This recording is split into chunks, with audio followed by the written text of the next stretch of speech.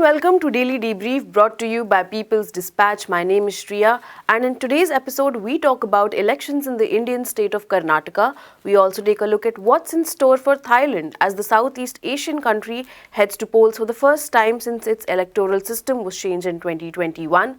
And finally, Britain's anti-monarchist movement is set to hold a demonstration against the coronation of King Charles III. Assembly elections in the Indian state of Karnataka are scheduled to be held next month. The state is currently ruled by the Bharatiya Janata Party, which is also in power at the centre. The BJP came to power in controversial circumstances after toppling the elected government of Congress and Janata Dal secular parties. The campaign for this election has seen a huge dose of religious polarization, what is called communalism in the Indian context. We are now joined by Prabir Purkayastha, NewsClick's editor-in-chief, for more on this story. Thank you so much for joining us, Prabir. First off, the question is, can you analyze for us why are elections in Karnataka important in the Indian political scenario? What makes these state elections important? And we've also seen that it's one of the biggest states in the country. We've seen that the BJP stronghold has been increasing over the years in the state. So in that context, what makes these elections significant, and how has the election campaigning looked like so far? Two quick responses. One is BJP does not really have a stranglehold on the state, nor has it really won elections in Karnataka. It's always made the government, except perhaps once. All that this time that we are talking about, the current government, it's made from defectors from other parties. Otherwise, they didn't have a majority. And in fact, that has been the, shall we say, the characteristic of BJP in Karnataka for quite some time. So I wouldn't say that BJP has really a lot of strength in Karnataka in the sense of being a majority party and a clear number one. That is not true. Given what we have in the country, there are 5 states in the south, and in these 5 states, only Karnataka has the BJP made some headway. So for BJP, an entry into south of India, Karnataka would be then the bastion through which they could try and spread out to other places also. But the fact is, they have a baggage which is much older, the baggage of Hindi, the kind of communal polarization which to some extent they've succeeded in Karnataka has not been something which the South has seen. South never had the kind of communal riots or communal polarization which the North had. And don't forget, the partition did not really directly affect South.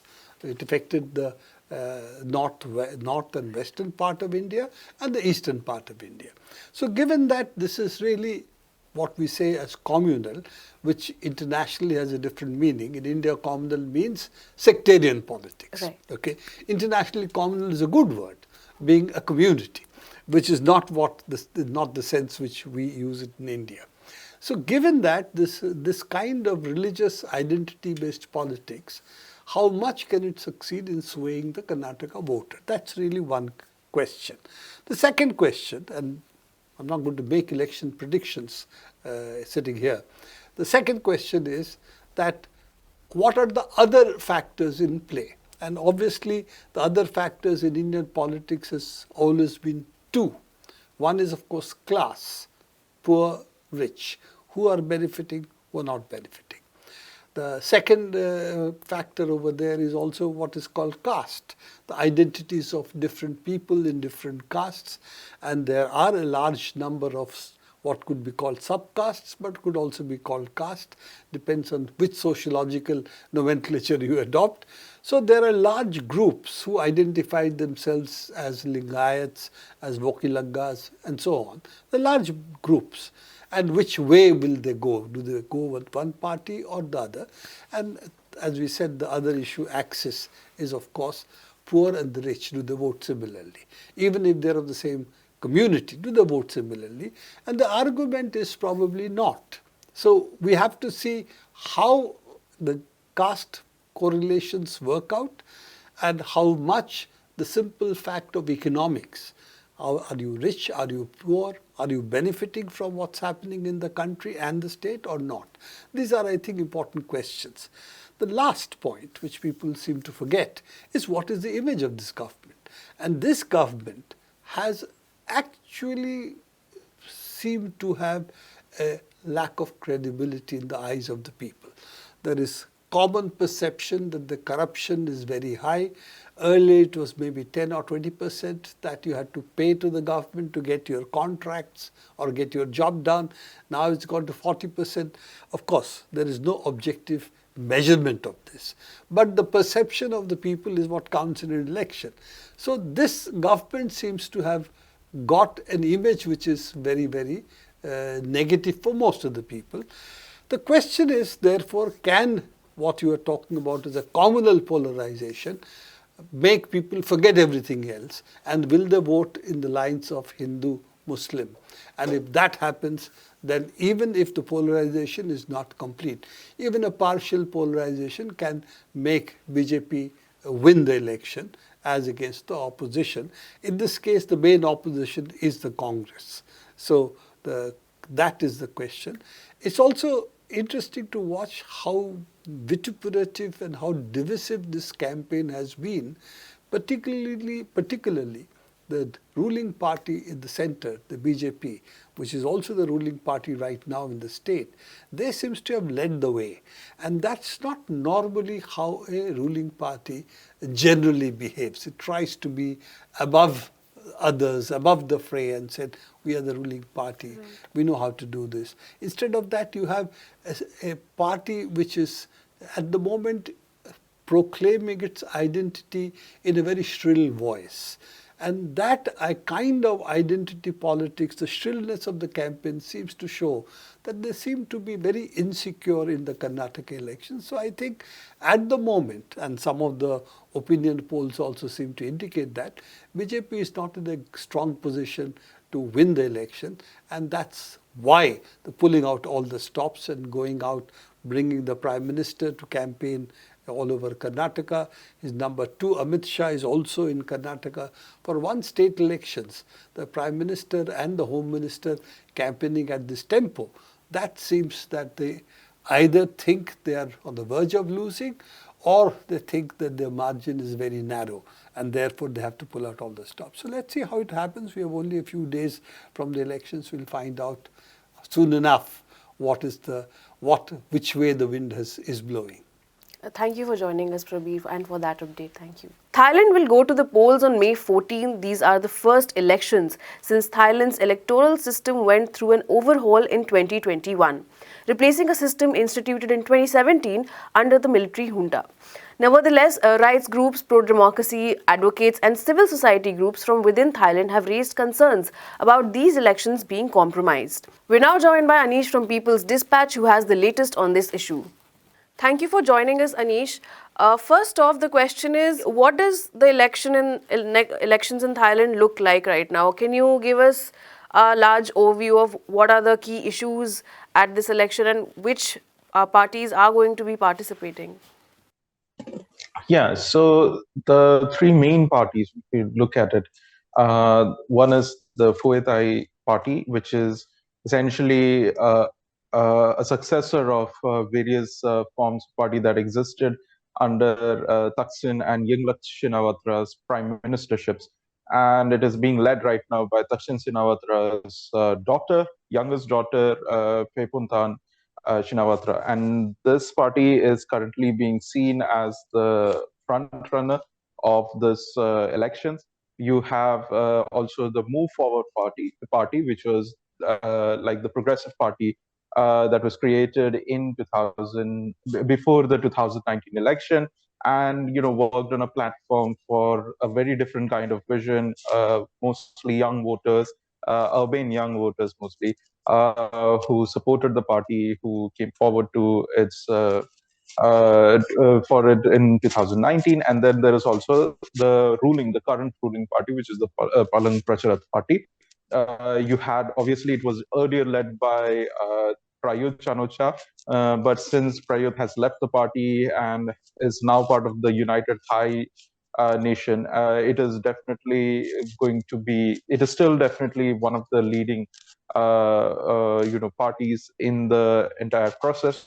Now, what you're looking at is also a very, desperate multi-party system. You have what you would really have is the two ideological, frameworks that are working right now. Which is one is definitely those who are advocating for more democratic institutions, strengthening of democratic institutions, and those who wants to continue the status quo, which is currently still controlled and confined within the whole civic military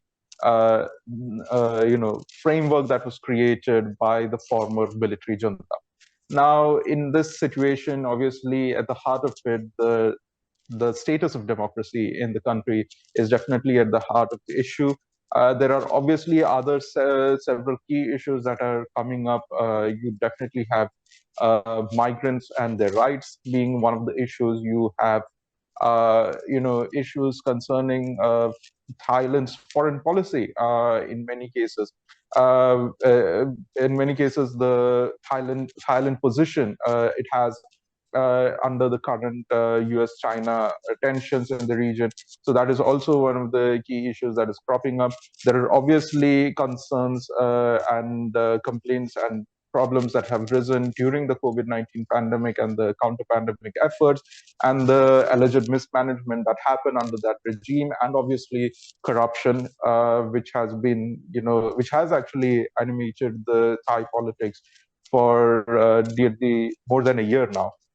This including various kind of allegations against sitting ministers and major leaders in the ruling party. So these definitely are the issues. Right now, what we're looking at is that the ones that are the opposition parties, the ones that want to break free from the ruling military junta's control. Now, the military junta is not exactly there, but you still have significant control of the military in the Thailand's legislative and administrative processes.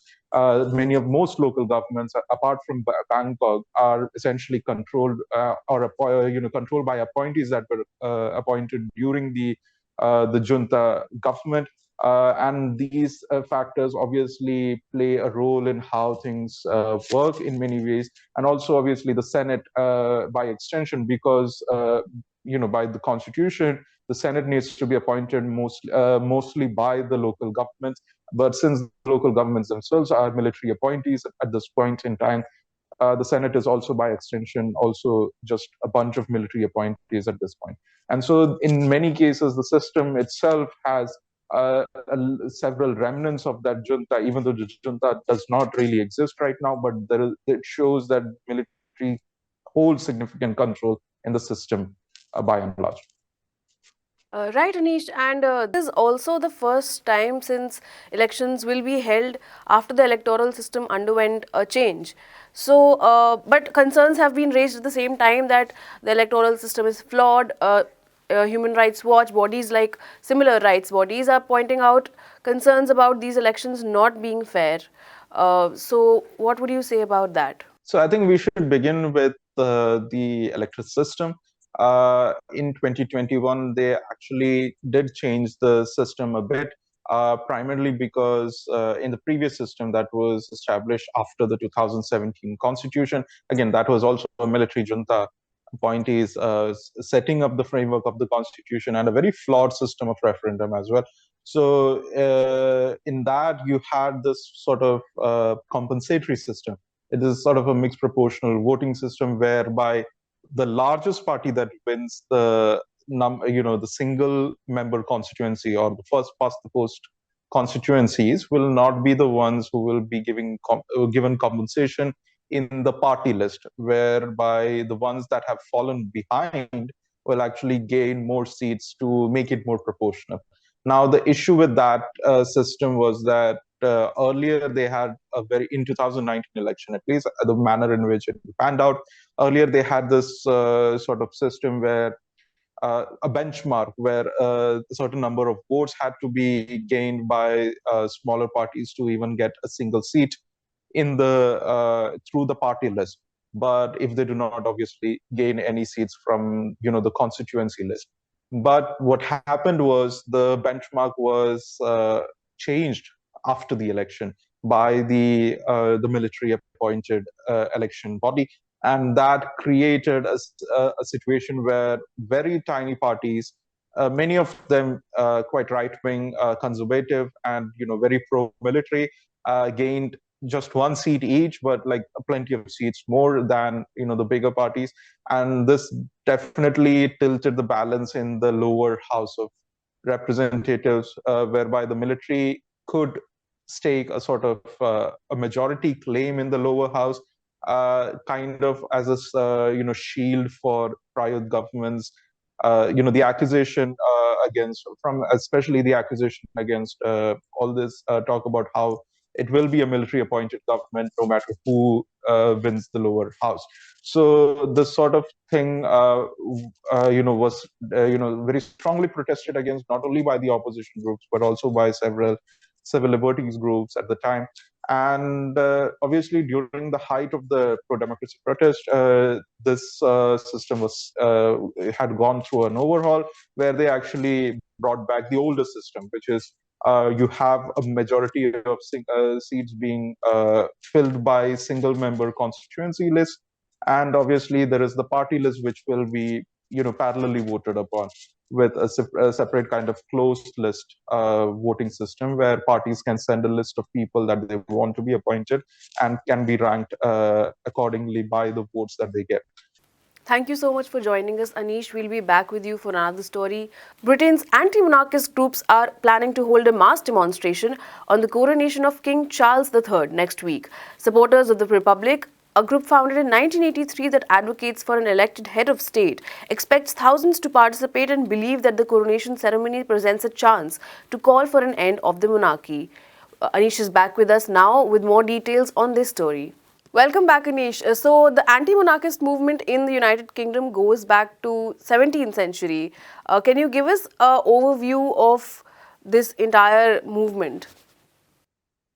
Yeah, so it is quite a long-standing demand in the United Kingdom. Obviously, there was a small period in the British history when it was a republic, 11-year period, what was called as the Commonwealth of England and Wales, and it also at one point included, Scotland and Ireland.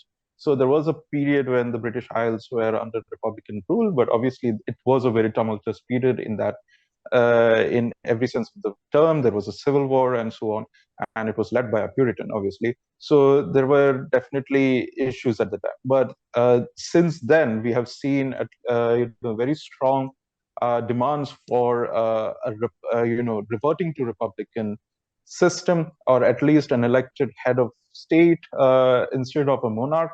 Uh, Ever since for the past 3 centuries, more than 3 centuries now.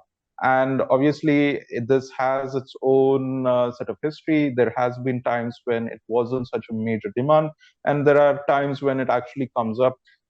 In the early 20th century, when left-wing groups were quite strong, when the Labour Party itself had quite a lot of Marxist and communist, and obviously when the communist movement was also quite strong in the United Kingdom, there were strong demands, and there were they even came quite close to actually doing away with even the peerage system at one point, even though that did not work out in the way things that progressives wanted to.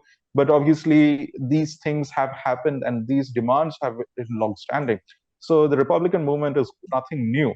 It's just that under regime of, I mean, like, to call it a regime would be kind of inaccurate, but it was a regime nevertheless, of Elizabeth II. There was a sort of, they got a very good poster girl for the monarchy. In many ways, the crown got somebody who was quite popular, somebody who was seen as to be dignified, and so that actually affected some kind of Republican movement. Now we have to remember that the crown in the UK is not just crown for the UK. The monarch is shared by at least more than a dozen countries around the world, including nations like Canada, New Zealand, Australia, and several nations in the Caribbean. And so it is definitely going to be a significant movement, if the Republican movement in UK gains ground. And we have seen recently how opinions have changed, especially after Elizabeth II's death. And with Charles's coronation coming up, we have seen opinions changing quite drastically in the recent year. Right, Anish. But even in the 21st century, the monarchy is quite popular in United Kingdom. If one was to talk about the significance of the institution in this day and age, what would the general analysis would be like? Yeah, so as you pointed out, it is still quite popular. There was a time when, even though the popularity has come down, even the most recent opinion polling have shown that more than half of the British population still view the monarch favorably, the crown favorably, and that is definitely going to change. We do not know how things would happen, but there has been a significant impact since Elizabeth II. So we are talking about something like the popularity going from more than 70% to nearly just 50-52%. So that is definitely a significant change that has happened in a very short period of time.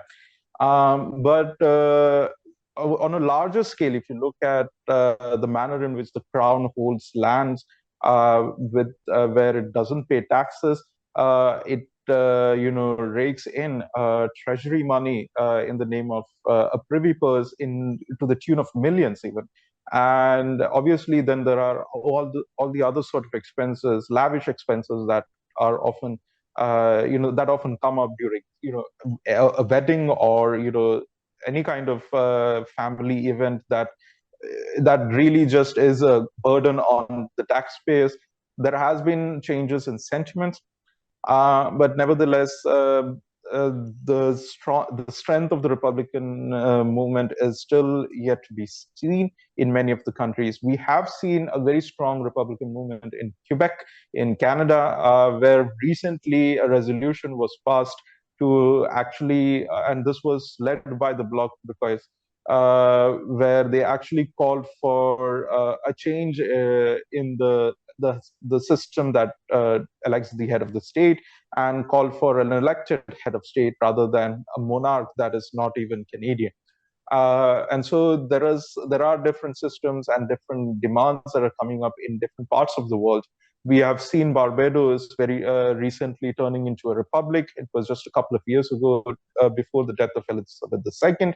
And so this is not something that is out of the question in many ways. It's just that there is a different kind of PR, a very successful PR regime that actually supports the monarchy, crown, and which includes the British media, and by extension certain sections of the global media as well, that really just supports the crown and pushes them up and the significance in the not only in Britain but also outside of the world. So there is that propaganda machinery that needs to be dealt with. So it is just, we need to wait and see how significant this protest is going to be, how much it is going to attract attention, and how many people are going to be part of it. But at this point in time, obviously things are quite weak on that front, but the demands are quite loud and very much there in across, not just in the UK but also all other countries that the crown is shared as a head of state with. Thank you so much for joining us, Anish. And that's all we have for today. For more such stories, keep watching peoplesdispatch.org. You can also follow us on Facebook, Twitter, and Instagram.